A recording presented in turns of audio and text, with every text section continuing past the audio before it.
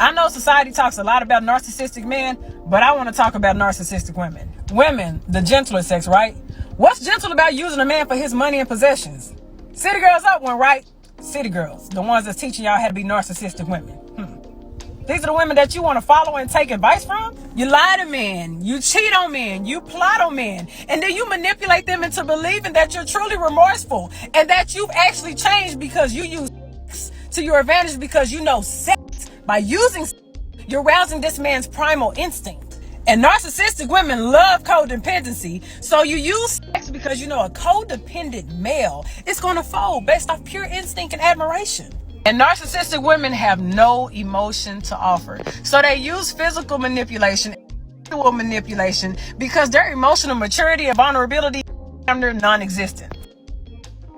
Much love to Kitty, my sister right there, speaking nothing but the truth. Shout out to Darian for sending me that video. I told y'all before that women, they love that narcissist word. They say it over and over and over again when they're talking about men. And I don't know who taught that word to them, but I wish they would give them people their word back. The main ones running around calling people narcs, they're the ones that's actually the narcs. And she's also right about how women like to put on these days. That's exactly why I don't really recommend femininity classes. I call them acting classes. These chameleons will come and tell you that they changed. Yeah, just long enough to get you to marry them and give them what they want. And then Cruella, she's gonna return after that. I say it all the time, you cannot mold stale bread. The truth is, you can't fix most of these women. They're tainted, they're damaged. And it's really nothing you can do to help them. That's what people like April Mason had to find out. But yeah, she is absolutely right about the city girl culture. I am very much so against it. But before we jump into this video, I want to send a special thanks to Harrison G. I appreciate you for all that you do for this channel. If you haven't done so already, subscribe to this channel, click the notification bell for all updates. If you're new to the channel, include new subscriber in your comment below, and I'm going to try my best to get back to all of you. Let's go ahead and get into it. And let's talk about the narcissistic roles, okay? You're pursuing this man who has a child and you know he's looking for a fit stepmother. So you're going to play this caring, nurturing, loving role when that's not you. You don't even like kids. Here you are rubbing this man head down every night, cooking him dinner every night because you're trying to secure the relationship. And the only reason you're trying to secure the relationship is to make it look like you have together to society. Yeah, they will do all this stuff to trick a man just to be able to have a wedding and be able to post pictures on Instagram. Something that's going to bring attention to them. Everything is for attention, just to be able to show off in front of friends who don't care about them anyway. A lot of these modern women today, they don't want to get with the man to be with the man. They want to use a man just like they use their kids, as accessories. They could care less about duty. You know why? Because modern women are lazy. So yeah, I agree with her. Everything is for show, like they're on some sort of reality show or something. And don't let me get started on the ones who do everything in their might to prevent their exes from moving on and actually being happy. Because if the happiness is not from you, it doesn't matter, right? Or the ones who use their children as a means to control their child's father. You're using your child in a way to manipulate this man into either staying or not moving on, so he cannot have a satisfying life. And then you have the narcissistic women who just lie unnecessarily. Lying and talk about, yeah, I lost my job and that's the reason why I'm in this situation. Or yeah, I was pregnant at this and this time. Yeah, baby, I'm pregnant right now. Yeah, baby, I had a miscarriage. What did you miscarry about? And for all of you women who continue to glorify these city girls and you listen to this poison all the damn time taking advice from them women, they are training you to become a narcissistic woman. Stop! These women today will lie to men and it's nothing. The older they get, the better they become at lying and manipulating men. It's a whole game out here. And you have people like the city girls teaching younger and younger women how to do the same. I'm talking about brainwashing teenagers. You have 17-year-old girls that would try to shame boys, the same age, everything, and say that they're broke. Where are they learning this stuff from? They're getting a steady diet of it every day on the radio, on TV, on social media, from older women in their lives. And these older women, they are well versed on 304 code and they are teaching it to them. And then adding on top of all of that, they are never told that they're the problem, ever.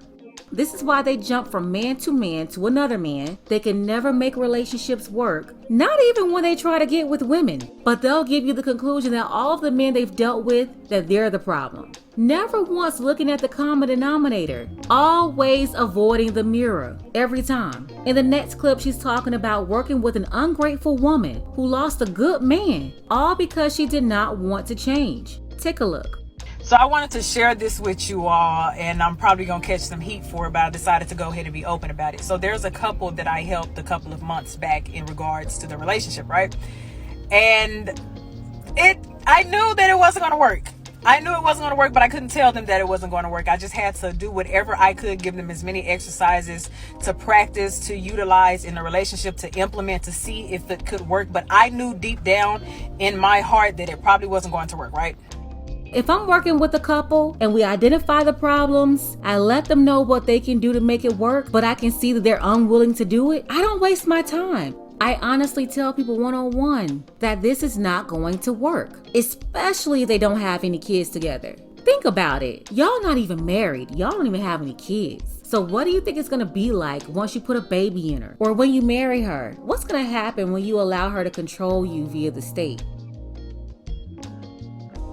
And I'm only saying this because I know a lot of times women feel like they can do no wrong. And the crazy thing about it is the man is in an outstanding relationship now. And the woman is not. She's suffering. She's going through it. So she reached out to me, and this is the story I want to tell you guys. So she goes, Kitty, I did everything that you told me to do, blah, blah, blah, blah, blah, blah. And mind you, I've talked to this man already. He's reached out to me. And everything that I taught them, everything I told them, utilize, implement, he's doing it now in the relationship that he is in. That was just the wrong woman. And I'm sorry, baby, if you see this video, I know I've already told you, you were just not the woman. So she she didn't like that. They don't like the truth and accountability. She had to tell the woman it was you and not him. Now another woman is with them and they're happy. Meanwhile, her stubborn self is alone. She asked me, Kitty, what did I do wrong? And I said, do you want me to be raw with you? And she said, yes. Okay. So I told her, okay, you had this princess syndrome where you felt like it always had to be me, and everything that I said went.